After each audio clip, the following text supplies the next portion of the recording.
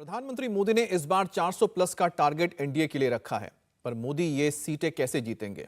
हिंदुस्तान के इतिहास में 400 सीटें अभी तक सिर्फ एक ही बार आई है। ना पंडित नेहरू को 400 सीटें मिली, ना ही इंदिरा गांधी को मिली, ना अटल बिहारी वाजपेयी को मिली। तो फिर नरेंद्र मोदी 400 सीट जीत पाएंगे? ये बात आती कहां से है? ये फॉर्मूला आता कहां से है? इस फॉर्मूले को समझने के लिए प्रधानमंत्री की वो पर्सनल स्टोरी सुननी पड़ेगी जो नरेंद्र मोदी ने सुनाई। सब कुछ समझाते हैं इस रिपोर्ट के जरिए। क्या मोदी के नाम में ही 400 सीटों की गारंटी है? क्या मोदी की अपनी खुद की स्टोरी में ही 400 सीटों वाली थियरी है? अगर हां, तो क्या है नरेंद्र मोदी की वो स्टोरी? बताऊं? बताऊं? मैं बताऊं? आज मन करता है बता दूं।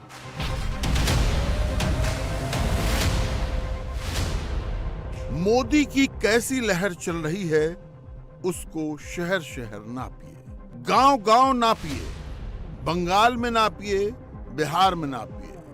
बंगाल में मोदी ममता से कितने आगे हैं, बिहार में मोदी लालू से कितने आगे हैं। पूरे देश में मोदी राहुल पर, अखिलेश पर, केजरीवाल पर, उद्धव पर, स्टालिन पर कितने भारी हैं।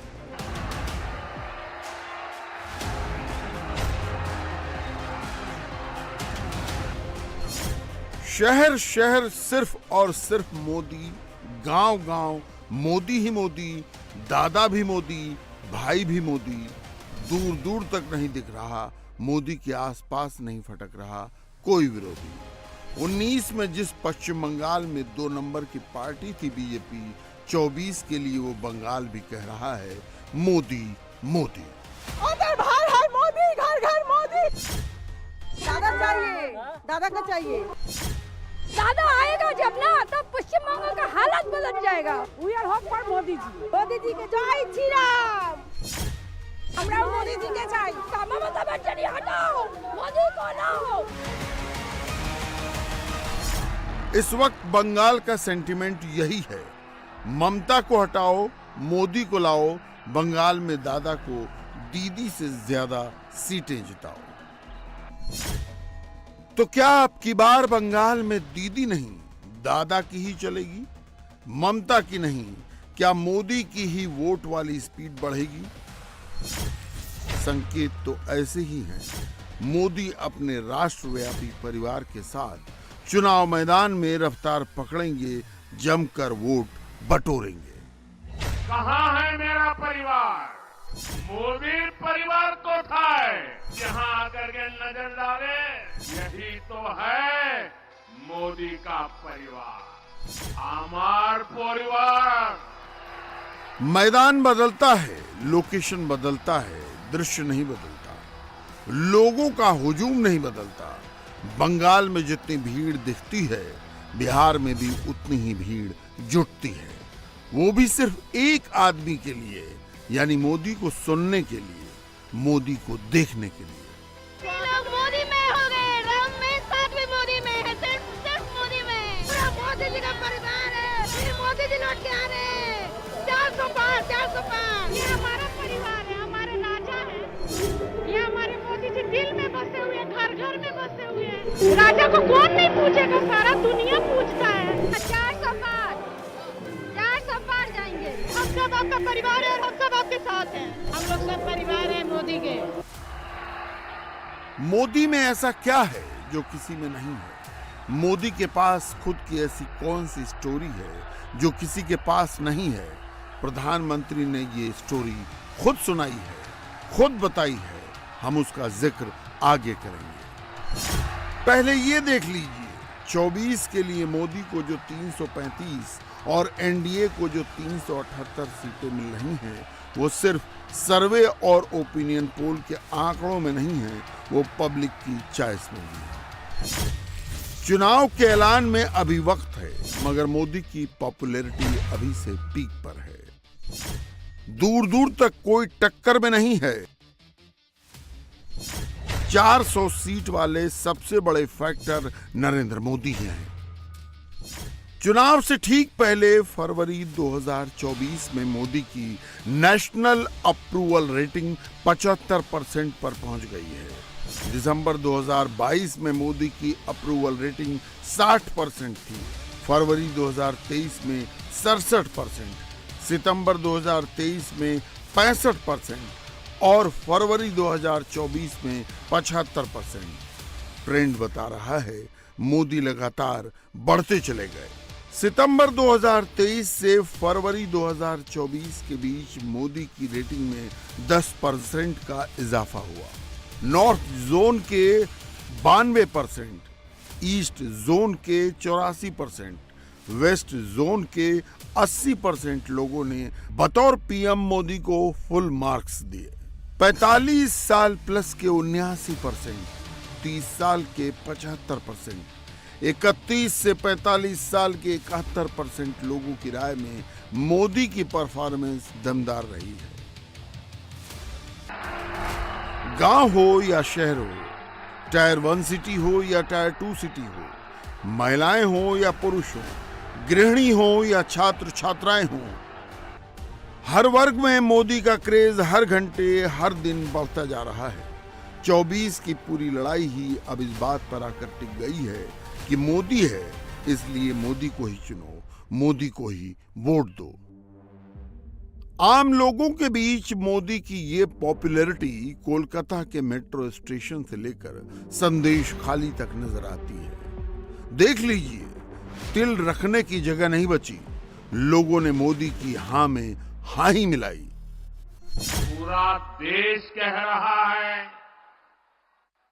पश्चिम बंगाल कह रहा है, हर माता बहन कह रही है, अब की बार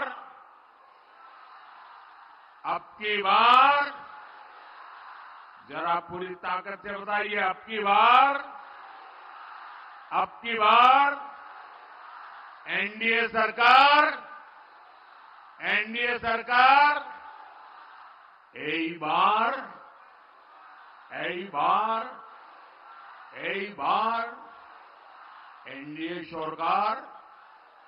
एनडीए सरकार। बंगाल में जाकर जब मोदी अब की बार 400 पार का नारा देते हैं तो उस कॉन्फिडेंस के पीछे का राज इंडिया टीवी CNX के सर्वे में पता चलता है। पश्चिम बंगाल जो दीदी का गढ़ है, वहां भी प्रधानमंत्री के चेहरे के लिए 53% लोगों की पसंद मोदी ही हैं। ममता 44% पर है, बाकी सारे विरोधी सिंगल डिजिट में हैं। मोदी हिंदुस्तान के इकलौते ऐसे नेता हैं जिनकी लाइफ में वैरायटी है। 30 साल तक कोई पद नहीं, किसी पद का मोह नहीं, सिर्फ लोगों के बीच जाना, लोगों का दुख दर्द बांटना। इस दौरान मोदी ने गरीबी देखी, भूख देखी, गांव में शहरों में लोगों की तड़प देखी। मोदी के बाकी विरोधियों ने सिर्फ कागजी पढ़ाई की, रिसर्च पेपर दिखाया, पेपर में लिखे शब्दों का रट्टा मारा, कैम्ब्रिज में जाकर लेक्चर झाड़ा। मोदी को कैम्ब्रिज या हार्वर्ड का पेपर नहीं पढ़ना पड़ा। मोदी ने पहले 12 साल से ज्यादा वक्त तक गुजरात में सरकार चलाई। पिछले 10 साल से वो देश चला रहे हैं। मोदी की स्टोरी एक खुली किताब है जिसमें बतौर सीएम और फिर पीएम 23 साल काम करने का एक्सपीरियंस है। हर देशवासी को साथ लेकर आगे बढ़ने का और देश के करीब 25 करोड़ परिवारों को अपना मानने का, उन्हें अपना परिवार बनाने का भावुक रीजन भी है। ये मोदी की स्टोरी है जिसमें 24 के विन की गारंटी है। रही बात विरोधियों की, तो उनकी खुद की स्टोरी ही मिसिंग है। केंद्र सरकार में एनडीए की वापसी पक्की देखकर इंडिया अलायंस के सारे नेता बौखला गए हैं, उनकी नींद उड़ गई है, उन्होंने संतुलन खो दिया है। अब उन्होंने पूरी ताकत से मोदी को गाली देना शुरू कर दिया है। ये लोग जानना चाहते हैं कहां है मेरा परिवार। इन गोर परिवारवादियों को जरा यहां आकर के नजर डाले, यही तो है मोदी का परिवार। कुछ लोगों को लगता होगा कि किसी राजनेता ने मुझे गाली दी और इसलिए मैं इन सबको मेरे परिवार कह रहा हूं। लेकिन मैं सच्चाई बताना चाहता हूं। मैं बहुत छोटी आयु में घर छोड़ करके एक झोला लेकर के चल पड़ा था। देश के कोने कोने में भटक रहा था, कुछ खोज रहा था।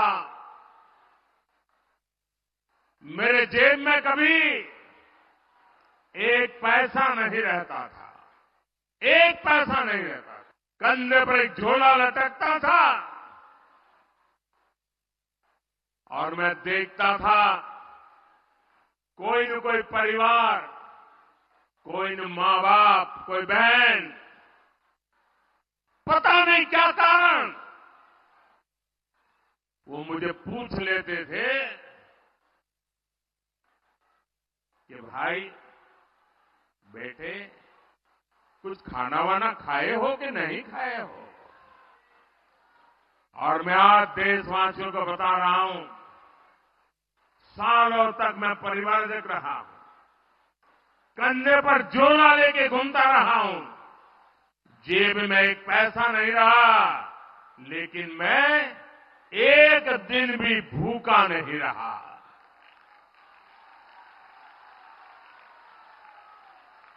और इसलिए मैं कहता हूं